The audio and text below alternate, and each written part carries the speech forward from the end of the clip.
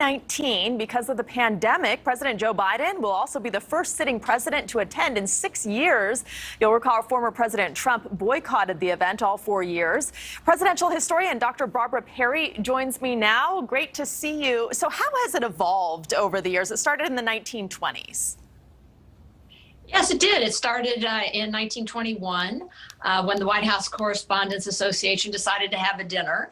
And then the first president to attend was Calvin Coolidge a few years later. I can't imagine that that was a rollicking, comedy-filled evening, given that he was known as Silent Cal.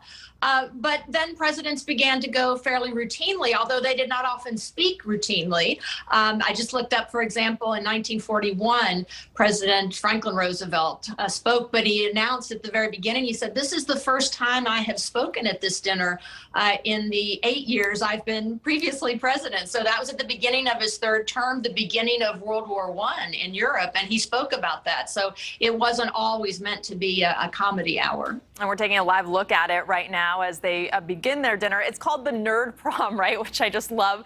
But it is designed to serve an important function.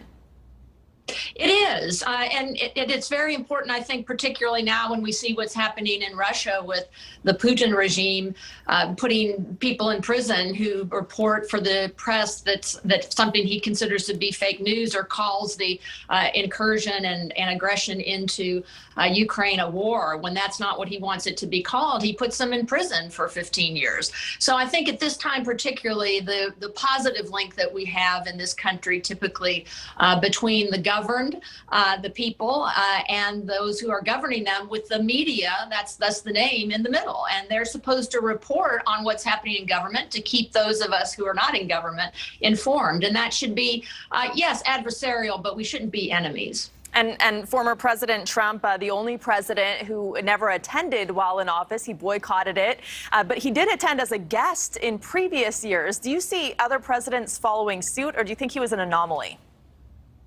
I think he was an anomaly, and we know that he was because he referred to the press and the media as the enemy of the people. Now, granted, Richard Nixon, who went to about half of the 6 dinners that he was eligible to go to as president, always had a fraught relationship long before he came to the White House with the media. And he called them an enemy, but not an enemy of the people, which is somewhat of a fascist statement. So I think that the fact that Biden is coming back after the COVID pause, after the boycotting by Donald Trump, who also in his last year forbid any members of the White House staff from attending. So I think we've moved beyond that. We're going back to a bit more normalcy. And it was interesting. I was reading about the history of the dinner. It was only open to men until 1962, and then JFK refused to attend until it opened up to women. And now we have a female vice president. Times have really changed.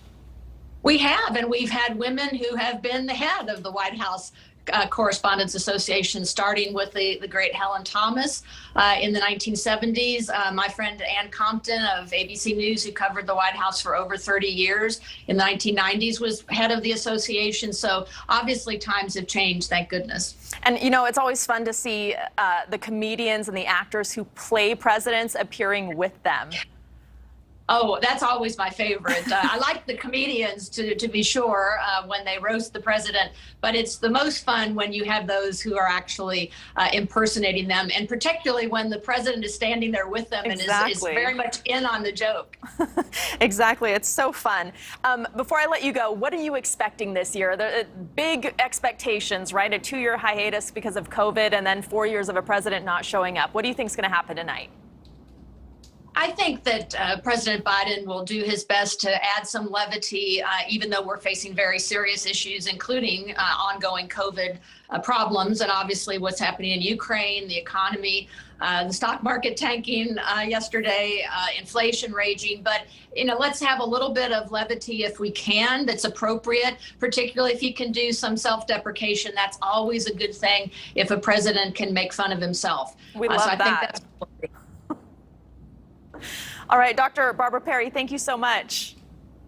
Thank you. All right, the U.S. stock market can... Thanks for watching. Click the red subscribe button below so you can get more of NewsNation's fact-driven, unbiased coverage.